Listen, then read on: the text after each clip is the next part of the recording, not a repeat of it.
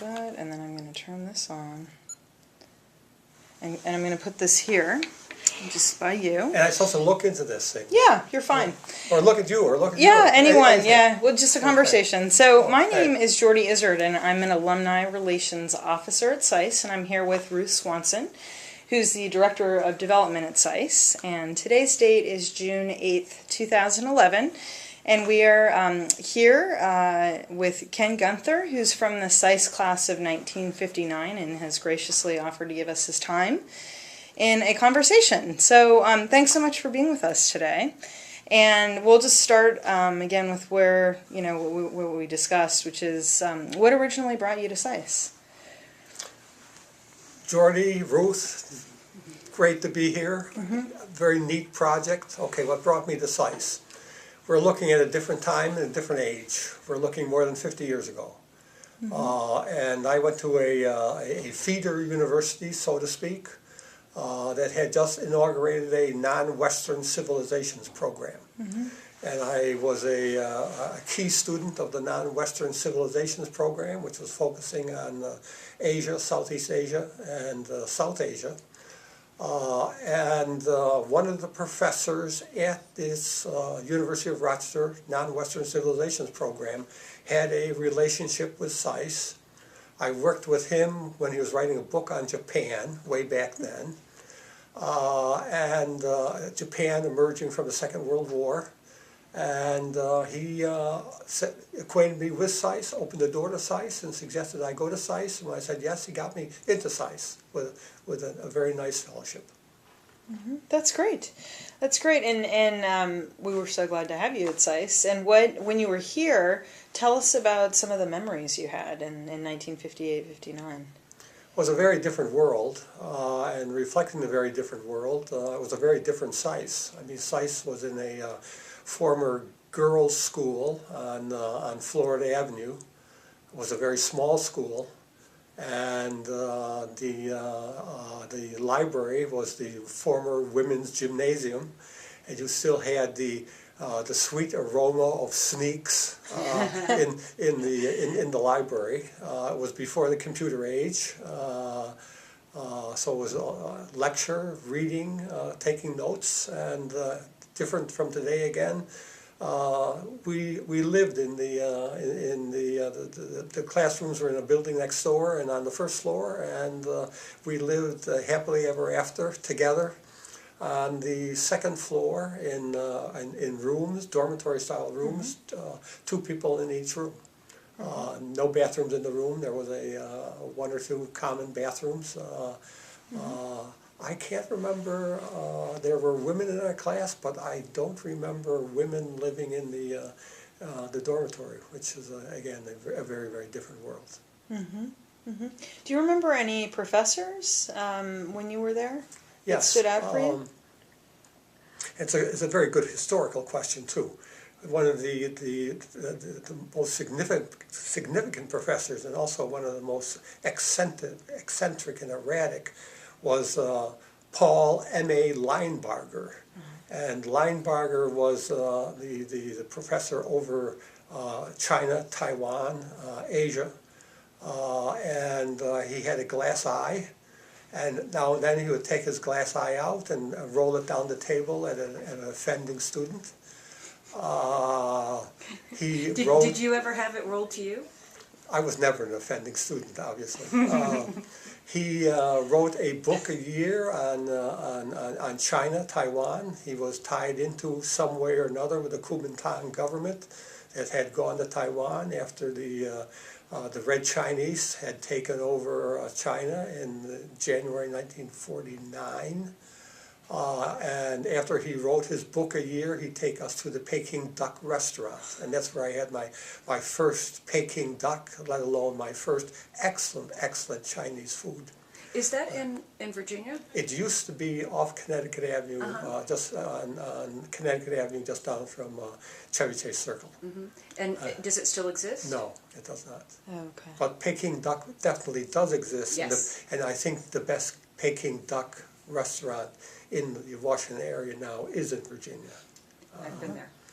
Okay, language. I was studying Indonesian.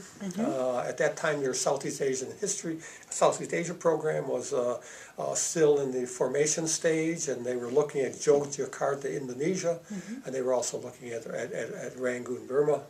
They had a little center in Yogyakarta, not as ambitious as the center, Rangoon Hopkins Center for Southeast Asian Studies in Burma, which opened in 1954. Before I came here, but someone from the Indonesian embassy came to SAIS. We had Indonesian lessons every morning at 7 o'clock. There was a group of about 6, 7 of us diligently studying Indonesian. One time we went to the Indonesian embassy, 7 of us klutzes, and did the Indonesian candle dance, which is a very graceful, gracious dance, except when we were doing it. But it tried to tie you into the culture.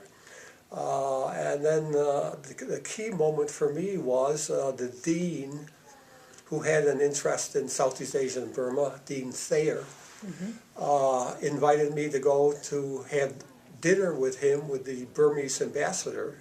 And the Burmese embassy is right down the street across Connecticut Avenue from here. And we had dinner with the Burmese ambassador, and Dean Thayer indicated after the dinner that I was selected to help staff out the Rangoon Hopkins Center for Southeast Asian Studies. Terrific. Well, and the Rangoon Hopkins Center had a senior professor, William Johnstone, who lived on campus. And 2 SAIS students were staffing him out, helping to staff him out. We were working at the University of Rangoon. We were running a library at the University of Rangoon and doing research. We didn't know it then, but it was for one of the American intelligence services, which I had found out since the fact helped fund the Rangoon Hopkins Center.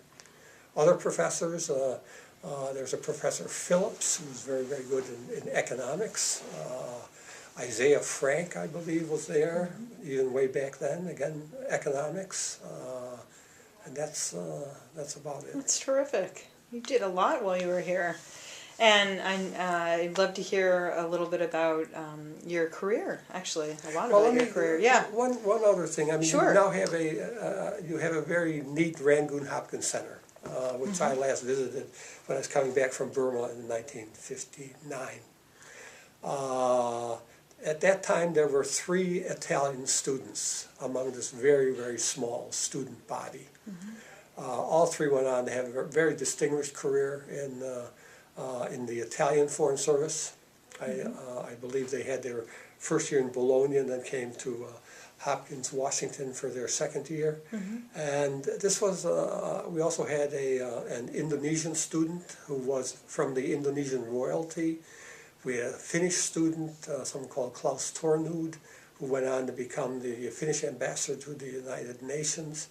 And so you had this small student body, but already back then, this very, very interesting international mix. And really, I think I learned as much from the Italian graduate students than I almost learned from the professors. I had my roommate was a young man called Samir Zogby, an Egyptian, a Copt. And Samir's father ran the Suez Canal. And if you will remember, and I doubt that you do, the major policy events of 1956 was the nationalization of the Suez Canal by President Nasser, who was one of the young military leaders of Egypt. Okay, my roommate essentially fled Egypt after the Suez Canal was nationalized. His father was thrown out. He was a Coptic Christian.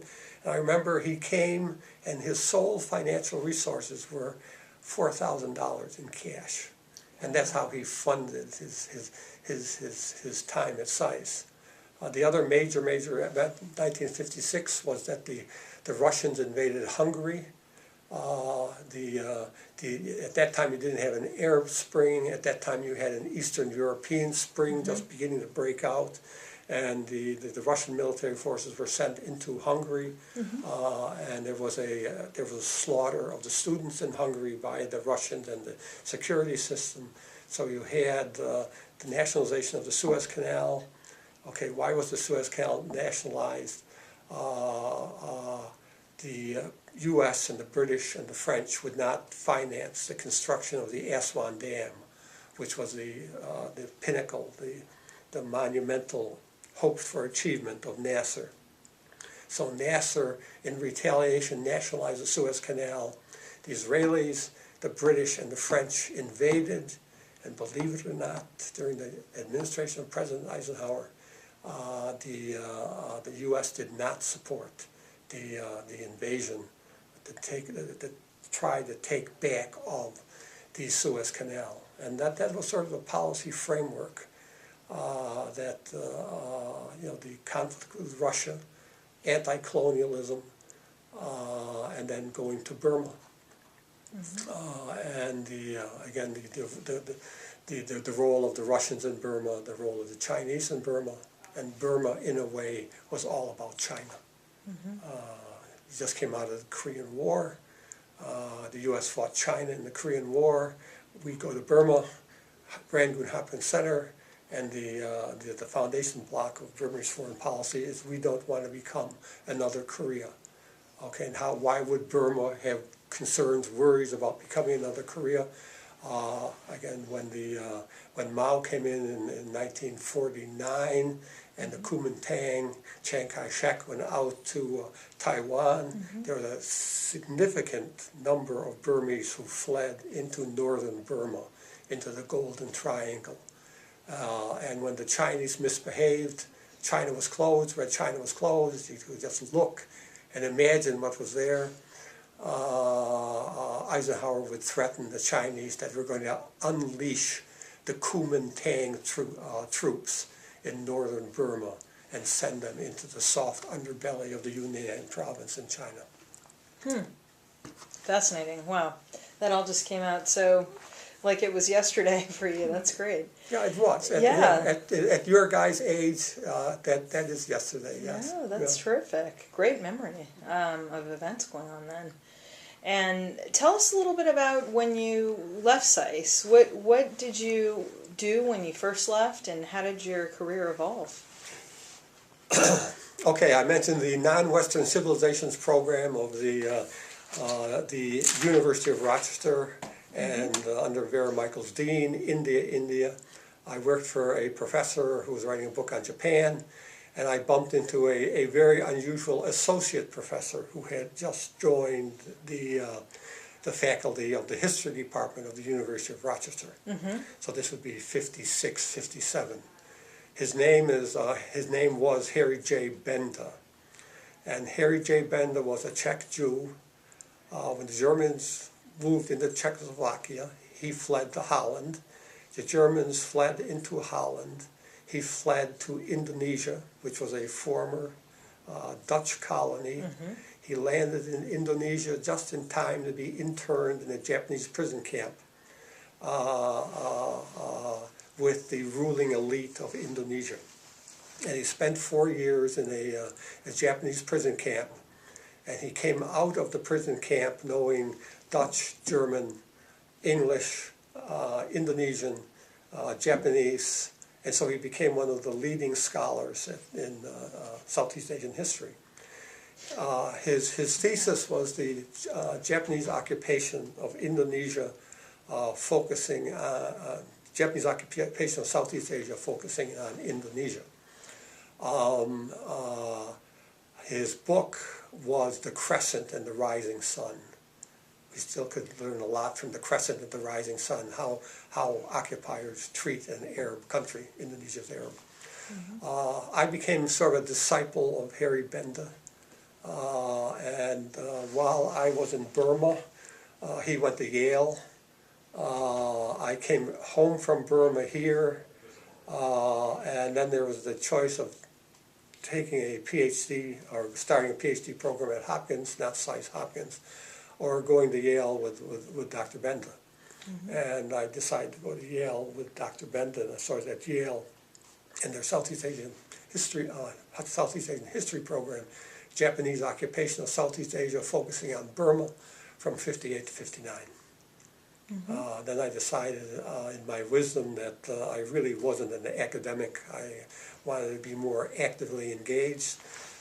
So I started down the path to get in the Foreign Service, and I joined the Foreign Service after some way stops in 1965.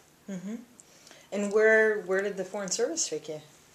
Okay, the Foreign Service, they looked at me and said that he knows too much about Southeast Asia. We got to broaden this guy.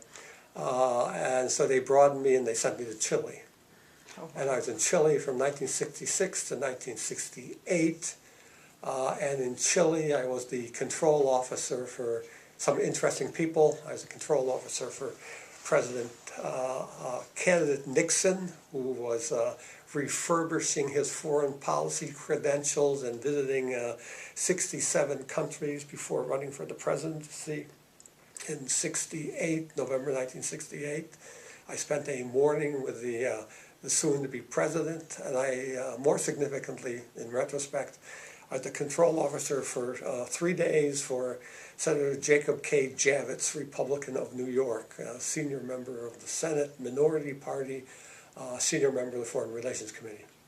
And I came back from Chile in '68, had an absolutely cruddy job in the Department of State, 68, 69, and the senator called and said he had two openings, staff head of Joint Economic Committee or person who was economic and finance on his personal staff and also supervising his JEC staff.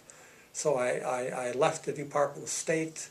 They took my beautiful diplomatic passport. At that time, you went to a room in the basement of the Department of State, and there was this very old crone with a big pair of scissors. And they took the 3 diplomatic passports, my wife, my daughter, and myself, and she cut the edges off the diplomatic passport and handed them back with the edges cut off, which I still have as a treasured memory. I left state almost forever for the senator from New York and the Hill. And that was in 68 or 9? That was 1969. Correct. 9, Correct. And then where did that take you?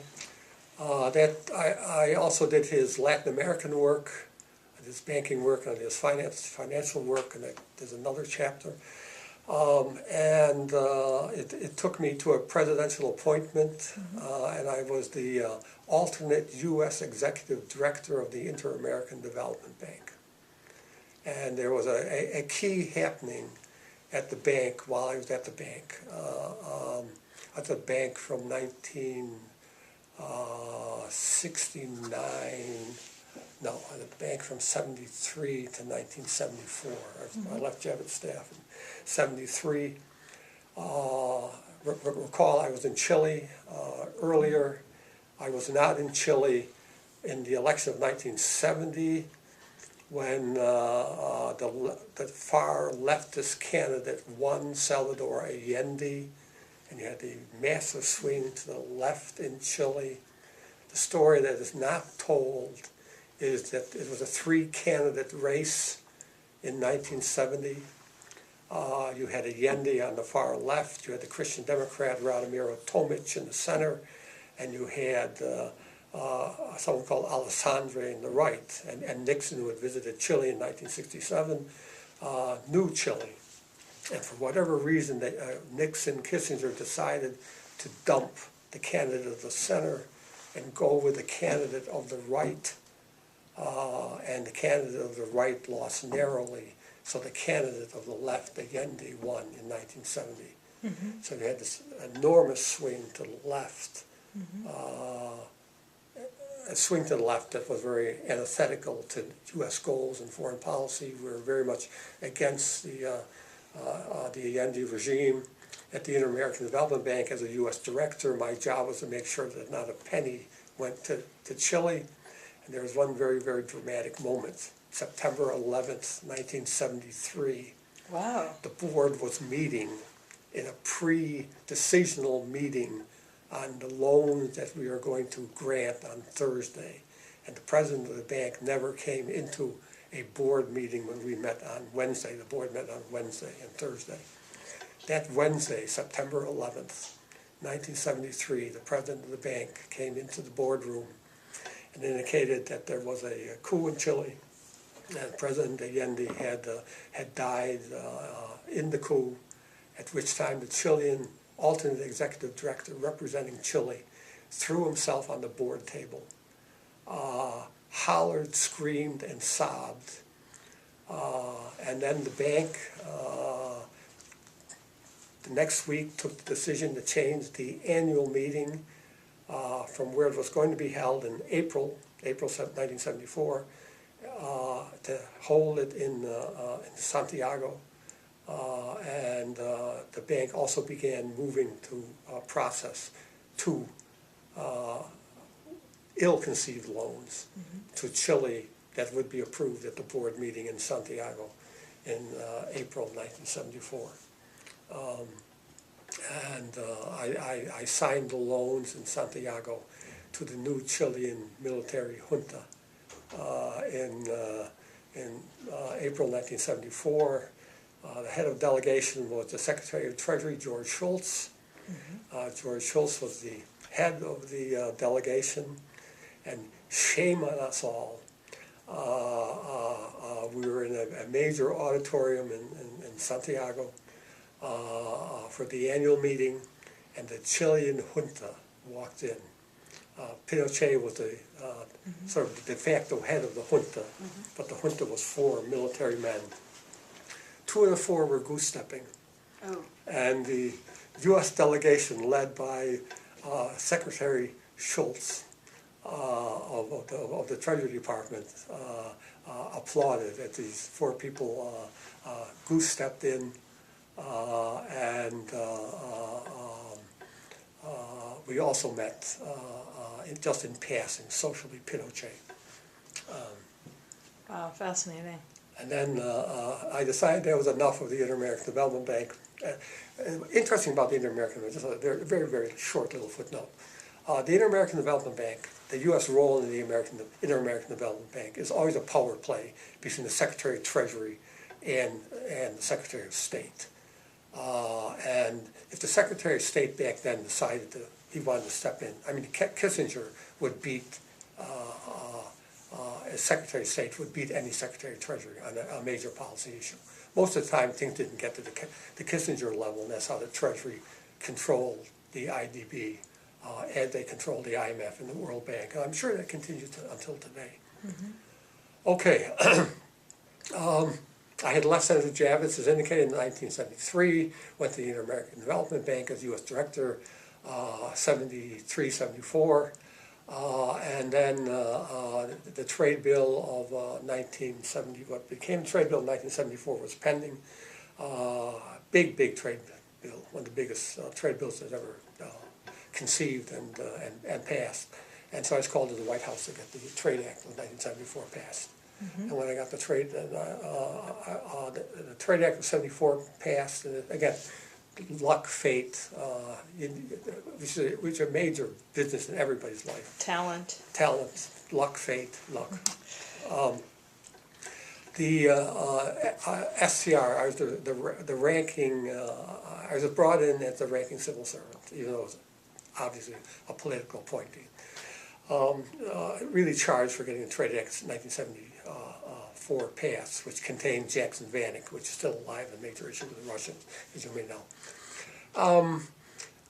The ambassador and the deputy, the SCR and the deputy SCR resigned right after. Well, the SCR resigned. The deputy SCR got in a power struggle with the assistant to the president because he wanted to become STR.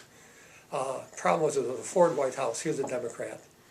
The assistant to the president, someone called L. William Seidman, assistant to President Ford, listened to the deputy out, and the deputy said, okay, the multilateral trade negotiations are kicking off. Either appoint me STR or I resign, and this puts the whole thing in a mess. And the assistant to the president, William Seidman, said goodbye, and I became the acting STR. and was the acting SDR for 6 months. This would be 74, 75. And then went for a permanent ambassadorship in Geneva, which I had, given Javits support, Barbara Conable of New York support, and other support, and the rest. And then the head of White House personnel decided he wanted the job for himself. And so Ford's director of White House personnel, someone called Bill Walker, did get the job, the deputy in Geneva. I had to leave SCR, and so I went to someone I had met when I was with Javits, who was the chairman of the Federal Reserve System. I went into the Federal Reserve in 1975. Worked for the chairman. Burns was chairman for 2.5 years, and his term was up, and then a new chair, Carter was elected, a new chairman came in. He only stayed 18 months before becoming Secretary of Treasury. And I stayed through him, couldn't stand him, had announced my resignation. And then Paul Volcker came in, who was a dear friend of mine. I gather Volcker has taught here various times. Still getting appointments. I've just been appointed to a body over systemic risk and too big to fail. And Volcker was at the New York Fed. And I ended up working with Volcker. It delayed my resignation until we got the Monetary Control Act of 1980 passed, the first major deregulation, piece of regulation. And I was 44. I was looking around. Reagan was Carter was in the White House. Reagan was coming in. I was a Javits Republican. And I decided this probably is a good time to leave the government. I left the government and went in the private sector, and then was in banking for the rest of my career. Oh, wow. Where were you, in what part of banking?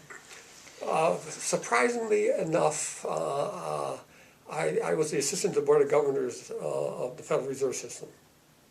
And to get the Monetary Control Act of 1980 passed, it was called the Depository Institution Deregulation and Money Control Act of 1980, we had to split the banking industry. So I worked with this little sliver group representing community banks, and we decided that we could use this group to split the banking industry, and by splitting the banking industry and get some banking support for the pending legislation, that would be enough to pass the legislation. It ended up being being correct. If you have any history of Dodd-Frank, same tactic was used, same group was used to split the banking industry. Community banks against the money center banks. I went with the trade association representing community banks, the group we used to split the industry. And I stayed there through 2004. And ended up in 2004 getting the Lifetime Achievement Award of the American Banker. Congratulations. At the same time that Jamie Dixon got the Lifetime Achievement Award from JP Morgan. Terrific. Congratulations. So I was in banking. That's great. And you've since been retired? I've been retired, serving on boards, doing nonprofit work, which is fairly easy to do. In this, if you don't demand a salary, there's plenty of jobs available and interesting stuff to do. With what organizations are you currently affiliated then? I was the chairman of something called the Washington Campus, which was set up by L. William Seidman, who was the assistant to President Ford, who I worked for when I was acting SDR. We worked with 18 universities who are running MBA programs, a little segment component of an MBA program, bringing people to Washington to teach them how Washington really, really works. I work for AARP on money management. As people get older, more and more lose the capability to handle money. So there's a massive growing need for the helping the elderly, the elderly poor manage money. And then I've been writing a blog for Sheshanoff Pratt on financial matters. That's terrific. Yeah, Well, super. fun. Yeah, I guess the last thing we would like to hear is a little bit about goodness with the long list of accomplishments you've had in your career. What advice might you have for current students today at SAIS? I would say first, congratulations. Aw. I think you're starting down the path correctly, and it's a fascinating path, and it's an interesting path, and will continue to be fascinating and interesting, and a stride of where the world is going. Okay, starting down that path with that foundation, with that academic foundation, I think the other thing that is evident in my career, you don't have to stay with it. It opens up all kinds of other doors. And you got a very, very long life ahead. And use that foundation. And the ball is going to bounce. And the ball is going to bounce in ways you really don't know. But I think you'll have the foundation to continue to be able to play tennis, regardless of where the ball bounces. And it was funny, coming here today, I was coming down my subway, and I bumped into a woman who knows me, who's there with her niece, and taking her niece to the Air and Space Museum. She's the head of the Gandhi Center. She's not SAIS, but I still have a connection with the Gandhi Center. Why? Because SAIS corrupted me in terms of Asia, Southeast Asian studies, Buddhism, different cultures. And still today, 50 years out, culturally, I still connect into the Gandhi Center and Indian music. So you have the academic path, but you also have the cultural path. And in terms of, okay, you have the academic path that you're on. It will take you in a certain direction. But you're going to go elsewhere. And you really don't quite know when or where, and the odds favor you're going to have more bounces of the ball than even I had. And you're going to have a longer working life and a longer working career. Be flexible, learn. Yes, go to Nanking. Yes, go to the Bologna Center or where else you can go and get that under your belt as one of your 2 years. I think it's a little bit of a waste if you don't. Not waste is a strong word, a missed opportunity in a way, and then go for it. Terrific. Thank you so much for your time. Well, And super. yeah, thanks. We really appreciate it, and we've learned a lot today. Thanks. No, it's fun.